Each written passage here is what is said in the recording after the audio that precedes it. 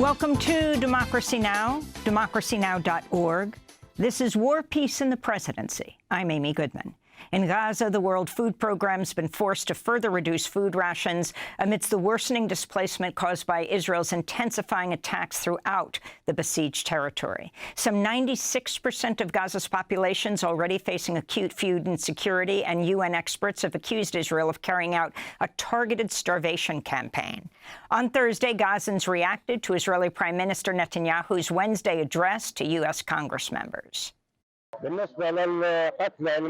For those that have been killed in the Gaza Strip, the majority, 90% of them, are civilians, which is contrary to what Netanyahu said in Congress. The speech that was delivered yesterday was a trivial speech, trying to mock us like little children. The United States is mocking people, gathering Biden supporters and Netanyahu supporters in Congress to applaud after every two words. Was that a speech? In news from the West Bank, Israel released 8 Palestinians from captivity at Israel's Ofer prison. The 6 men and 2 women told reporters they were tortured, threatened, and denied medical treatment by Israeli interrogators as they demanded information about Hamas and Israelis held captive in Gaza. Here in the United States, Israeli Prime Minister Benjamin Netanyahu met with President Biden and then Vice President and presumptive presidential nominee Kamala Harris Thursday. Harris says she urged Netanyahu to move forward with a proposed ceasefire deal that would bring about a, quote, permanent end to hostilities, unquote, and condemn the civilian toll of the war. What has happened in Gaza over the past 9 months is devastating. The images of dead children and desperate, hungry people fleeing for safety, sometimes displaced for the second, third, or fourth time. We cannot look away in the face of these tragedies.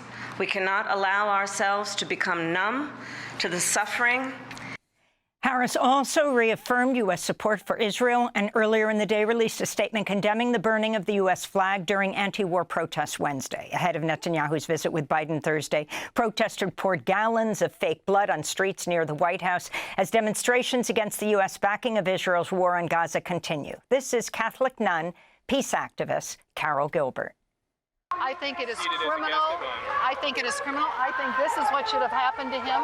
There should have been a warrant of arrest that was given to him when he entered on U.S. soil. He never should have been allowed on U.S. soil, first of all.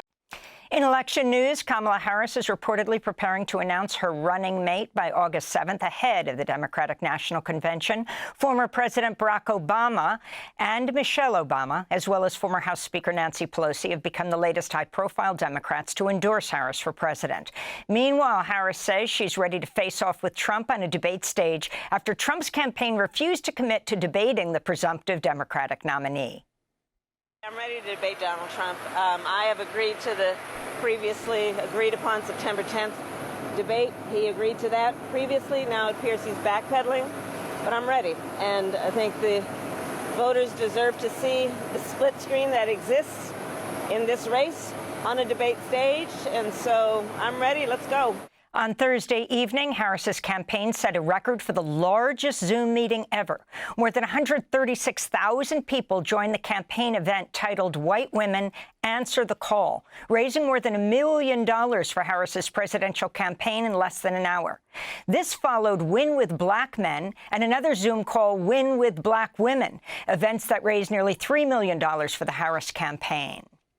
California Governor Gavin Newsom has ordered officials to begin removing encampments of unhoused people on state property and will encourage local officials to carry out similar sweeps. Newsom announced his executive order Thursday, just weeks after the U.S. Supreme Court voted to criminalize sleeping and camping on public property. It's time to move with urgency at the local level to clean up these sites, to focus on public health and focus on public safety. There are no longer any excuses. $1 billion this state has invested to support communities to clean up these encampments. We have now no excuse with the Supreme Court decision. This executive order is about pushing that paradigm further and getting a sense of urgency that's required of local government to do their job. Housing rights advocates blasted Newsom's executive order as cowardly and cruel. National Low-Income Housing Coalition President Diane Yentl said, quote, You didn't provide the needed affordable housing. You're choosing political expediency over real solutions. That's not leadership, it's cowardice. This will only worsen homelessness, she said. New information has emerged in the police killing of Sanya Massey, an unarmed 36-year-old black mother who was shot dead in her own home after she called 911 for help. The former Illinois sheriff's deputy who killed Massey, Sean Grayson, had held 6 police jobs over the past 4 years. The ex-officer, who's been charged with first-degree murder, had previously been discharged by the Army for serious misconduct. Meanwhile, Sanya Massey's family has revealed she's a descendant of William Donegan, a black man who survived being lynched by a white mob during a 1908 race riot that killed 17 black people over a 2-day span. The massacre led to the creation of the NAACP. Federal authorities in El Paso, Texas, have arrested 2 suspected leaders of Mexico's Sinaloa cartel. The Justice Department says it took into custody co-founder Ismael Zambada Garcia, as well as Joaquin Guzman Lopez, the son of El Chapo, who's serving a life sentence in the U.S. The pair face multiple indictments for smuggling cocaine, fentanyl, and heroin into the United States. In Kenya, beleaguered President William Ruto appointed 4 members of the main opposition party to a new cabinet and announced new anti-corruption measures as he attempts to quell a nationwide anti-government uprising. Earlier this month, Ruto dismissed his previous cabinet amidst the mounting protests, which were triggered by proposed tax hikes. The brutal crackdown on protests has killed some 50 people, with hundreds of others injured. Young activists in Kenya say they'll continue to protest to remove the president. Everyone is coming together to bring whatever it is they can contribute to the liberation struggle to take this country forward. The president is doing everything in his capability to take this country backwards. Kenya has become a police state, that police can even come to your residential areas with tear gas and guns and water cannons. That young people are abducted in their homes, that I have to keep looking over my shoulders just in case someone is coming to abduct me. Protests inspired by the uprising in Kenya have now taken place in Uganda and are being planned in Nigeria. Venezuela's presidential candidates wrapped up their campaigns with competing rallies that brought thousands of supporters into the streets of the capital, Caracas, this week. On Sunday, voters will decide whether to elect President Nicolas Maduro to a 3rd term in office. His main challenger is former diplomat opposition candidate Edmundo González Urrutia. The UN Refugee Agency estimates more than 7.7 million people have left Venezuela since 2014 as sanctions imposed by the U.S. and European Union devastated Venezuela's economy. In France, a series of apparently coordinated arson and vandalism attacks have shut down the high-speed rail network near Paris just hours ahead of the opening ceremony of the Summer Olympics.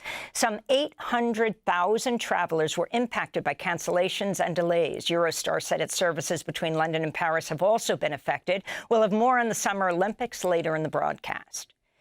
UN Secretary-General Antonio Guterres is calling again for a global shift away from fossil fuels in the face of what he called the extreme heat epidemic.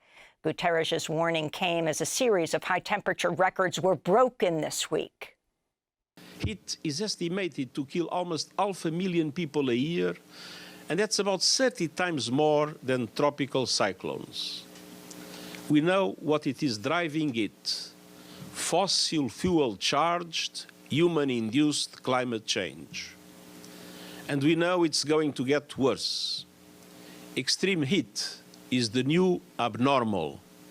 This week saw 2 of the hottest days on record in the world. A new UN study this week found over 70% of the global workforce is at high risk of extreme heat. California's largest wildfire of the summer has exploded in size, forcing thousands to evacuate fast-moving flames. The Park Fire north of Sacramento has scorched more than 160,000 acres and is just 3% contained. It's one of dozens of active large wildfires burning across the western U.S. and Canada. In Alberta, Canada, a raging wildfire swept through the Rocky Mountain tourist town of Jasper overnight Wednesday, forcing 25,000 people to flee. Alberta's Premier, Danielle Smith, said up to half of Jasper's structures were damaged or destroyed. Homes and businesses have been lost to a wildfire that people are calling a wall of flames. There is no denying that this is the worst nightmare for any community. Right now, the wildfire is still out of control, and crews are working in dangerous conditions to try and protect critical infrastructure in the town. A new study finds pesticides used on crops are becoming increasingly laced with forever chemicals, also known as PFAS. The findings, published in Environmental Health Perspectives, indicate the spread of PFAS, which have been linked with a host of health conditions in our foods and waterways, is even more widespread than previously thought. The chemical industry has been fighting efforts to regulate forever chemicals. Here in New York, Governor Kathy Hochul has been hit with 2 new lawsuits this week, challenging her suspension last month of Manhattan's long-awaited congestion program, just weeks before it was set to start. One of the lawsuits claims Hochul's move violates a New York law requiring a 40% reduction in emissions by 2030. And in labor news, the American Federation of Teachers passed a resolution to join a possible nationwide strike May 1st, 2028. The United Auto Workers Union is calling on labor unions around the country to back May 1st, 2028 as the expiration date for all local contracts uniting workers in a possible massive work stoppage if employers fail to agree on fair terms for new contracts. And those are some of the headlines. This is Democracy Now!, democracynow.org. This is War, Peace, and the Presidency. I'm Amy Goodman.